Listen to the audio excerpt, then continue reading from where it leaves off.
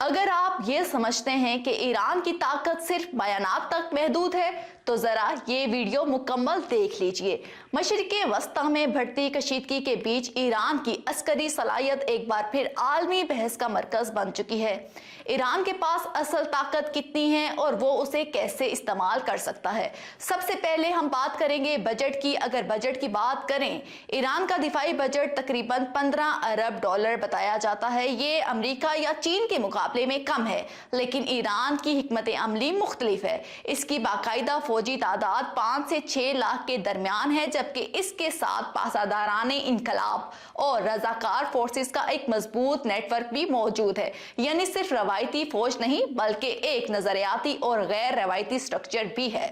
अगर हम फिजाइया की बात करें तो फजाइया में ईरान के पास तकरीबन 500 से ज्यादा जंगी तैयारे हैं, मगर ज्यादातर पुराने मॉडल्स, क्योंकि तवील आलमी पाबंदियों ने जदीद तैयारों की फरामी महदूद रखी। लेकिन यही वो मुकाम है जहां ईरान ने अपनी हिकमत अमली तब्दील की। इसने रवायती एयर पावर के बजाय ड्रोन्स, वॉरफेयर और मिसाइल प्रोग्राम्स पर सरमायाकारी की।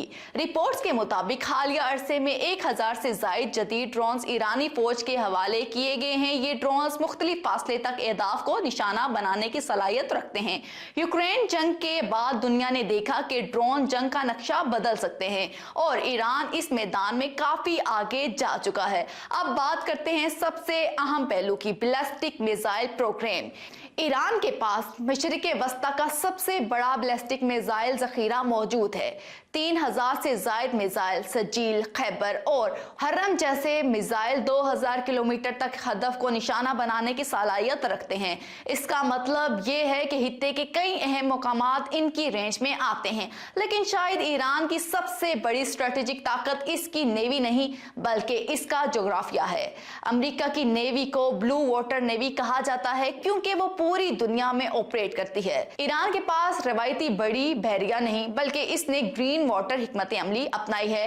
तेज रफ्तार कश्तियों, मिसाइल लॉन्चेस, बारूदी सुरंगों और ड्रोन्स के जरिए हिट एंड रन स्ट्रेटजी। और इस हिकमत अमली का मरकज है अब नए हॉर्मोस। ये वो तंग समुद्री रास्ता है जहां से रोजाना दुनिया का 20% तेल और बड़ी मिकदार में कुदरती गैस गुजरती है। अगर यहाँ चंद दिन भी कशीदगी बढ़ती है तो आलमी मंडियों में तेल की कीमतें हिल जाती हैं। अगर ये रास्ता तवील अरसे के लिए बंद हो जाए तो असरात आलमी मैशियत तक पहुंच सकते हैं। यानी ईरान की ताकत सिर्फ टैंक, जहाज या फौजियों की तादाद में नहीं बल्कि इसकी गैर रवायती जंगी हिकमत अमली, मिसाइल प्रोग्राम्स, ड्रोन टेक्नोलॉजी और सबसे बढ़कर इसकी जोग्राफियाई मुकाम में है।